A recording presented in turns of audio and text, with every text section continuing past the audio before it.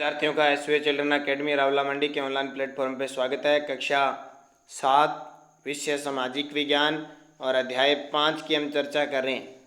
अध्याय 5 में नई इमारतें, महल का निर्माण कैसे होता है उनके बारे में चर्चा कर रहे हैं।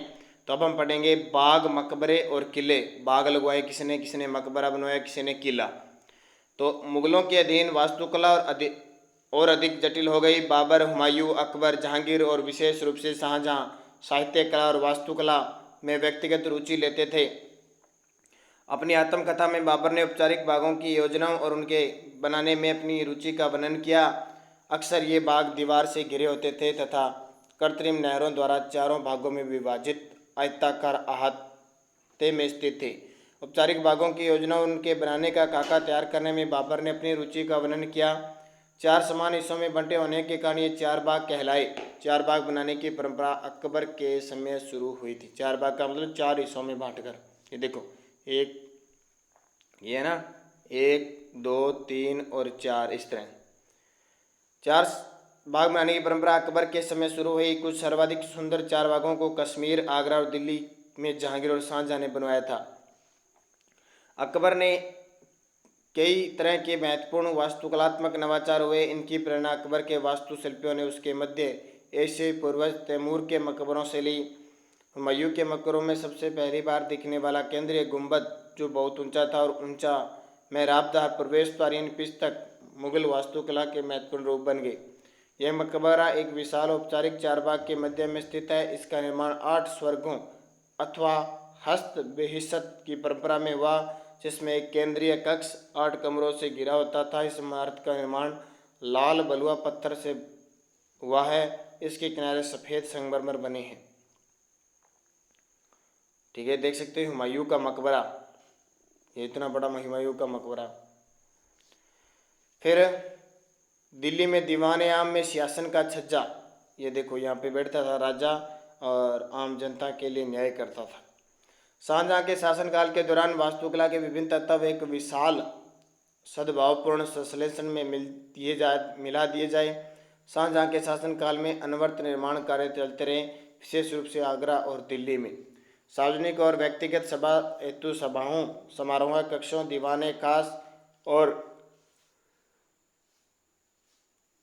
दीवान आम की योजना बहुत सावधानीपूर्वक बनाई जाती थी। एक विशाल आंगन में स्थित ये दरबार चिहल, सुतून अथवा 40 खम्भों के सभा भवन भी कहलाते थे।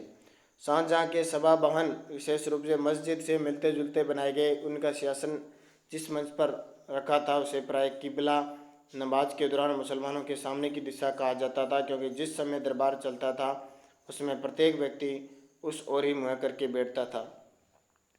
इन वास्तुकलात्मक अभिलक्षणों का इस ओर इशारा था कि आज पृथ्वी पर ईश्वर का प्रतिनिधि राजा है ना, वो जैसे ईश्वर हमारा प्रतिनिधि है वैसे ईश्वर ने राजा को अपना प्रतिनिधि बनाकर भेजा। शाहजहां ने दिल्ली के लाल किले के अपने नवनिर्मित दरबार में राजकीय न्याय और शाही दरबार के अंतर संबंध पर बहुत बल दिया। बादशाह के शासन के पीछे पितराधुरा के जुड़ाऊ काम की एक श्रृंखला बनाई गई, जिसमें पौराणिक यूनानी देवता आर्फियस को वीणा बजाते हुए चित्रित किया गया है। ऐसा माना जाता है कि आर्फियस का संगीत आक्रामक जानवरों को भी शांत कर सकता था। यानी एक व्यक्ति था, वैसे संगीतज्ञ था, यानी संगीत गाने वगैरह गाता था कि कोई भी गुस्से में होता था उसको शांत कर देता था, और ये कहता जानवरों को भी कर देता था, और वे शांतिपूर्ण एक दूसरे के साथ रहने लगते। शाहजहां के सार्वजनिक सभा भवन का निर्माण यह सूचित करता है कि न्याय करते समय राजा ऊंचे और निम्न सभी प्रकार के लोगों के साथ समान व्यवहार करेगा और सभी सद्भाव के साथ रहेंगे। शासन के आरंभिक वर्षों में शाहजहां की राजधानी आगरा थी। इस शहर के विशिष्ट वर्गों ने अपने नगरों का निर्माण समुद्र तट, नदी के तटों पर करवाया था। उनका निर्माण 4 बाग की रचना के समान ही औपचारिक बागों के बीच में हुआ। 4 बाग की योजना के अंतर्गत ही अन्य तरह के बाग भी बने, जिन्हें इतिहासकार नदी तट बाग कहते हैं। नदी के किनारे बाग बने तो वो क्या कहलाए? नदी तट बाग। इस तरह के बाग में निवास स्थान 4 बाग के बीच में स्थित न होकर नदी तटों के पास बाग के बिल्कुल किनारों पर होता था। शाहजहां ने अपने शासन की भव्यतम वास्तुकलात्मक उपलब्धि ताजमहल के नक्शे में नदी तट बाग की योजना बनाई। यहाँ सफेद संगमरमर का मकबरा नदी तट के एक चबूतरे तथा बाग इसके दक्षिण में बनाया। नदी पर सभी अभिजातों की पहुंच पर नियंत्रण हेतु शाहजहां ने इस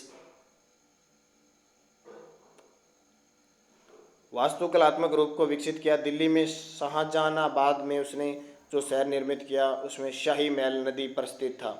केवल विशिष्ट कृपा प्राप्त अभिजातों जैसे बड़े बेटे दारा शिकोह को ही, ठीक है, ये चीज़ है कि आगरा का ताजमहल देखो, किसी ने नहीं देखा है, देख के तो नहीं आए। 1640 में पूरा हुआ था। शाहजहां ने आगरा का ताजमहल बनाया था। ये देखो आगरा का ताजमहल। और ये देखो नक्शे पर नदियों के सारे सारे देखो क्षेत्र है ना, ये देखो ये ऐसे बसे हुए नदियों के आसपास, ये यमुना नदी है और यहाँ पे ये शहर बसे। ये कौन सा 1850 का शाहजहानाबाद तक पहुँच मिली थी। इन सभी को अपने घरों का निर्माण यमुना से दूर शहर में करवाना पड़ता। क्षेत्र व साम्राज्य 8वीं और 18वीं शताब्दी के बीच जब निर्माण संबंधी गतिविधियों में बढ़ोतरी हुई तो विभिन्न क्षेत्रों के बीच परिवारों का भी पर्याप्त आदान प्रदान हुआ। एक क्षेत्र की परंपराएं दूसरे क्षेत्र द्वारा अपनाई गई। उदाहरण के लिए विजयनगर में राजाओं की गजशालाओं पर विजयपुर और गोलकुंडा जैसी आसपास की सल्तनतों की वास्तुकलात्मक शैली का बहुत प्रभाव पड़ा। मथुरा के निकट स्थित वृंदावन में बने मंदिरों की वास्तुकलात्मक शैली फतेहपुर सीकरी के मुगल महलों से हुई मिलती जुलती थी। विशाल साम्राज्यों के निर्माण ने विभिन्न क्षेत्रों को उनके शासन के अधीन ला दिया। इससे कलात्मक रूपों और वास्तुकलात्मक शैलियों के परिसंचरण में मदद मिली। मुगल शासक अपने भवनों के निर्माण में क्षेत्रीय वास्तुकलात्मक शैली अपनाने में विशेष रूप से दक्ष थे। उदाहरण के लिए बंगाल में स्थानीय शासकों ने छप्पर की झोंपड़ी के समान दिखने वाली छत का निर्माण करवाया। जैसे ये देखो, ये महल है बहुत बड़ा, लेकिन ऐसे लग रहा है जैसे छप्पर होता है ना, छपरे की छत लगाई हुई है जैसे, लेकिन बहुत बड़ा महल है।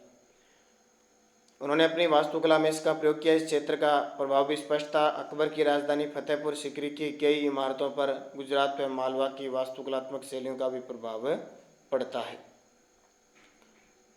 18वीं शताब्दी से मुगल शासकों की सत्ता के धूमिल हो जाने के बाद उनके आश्रय में विकसित वास्तुकलात्मक शैली निरंतर प्रयोग में रही।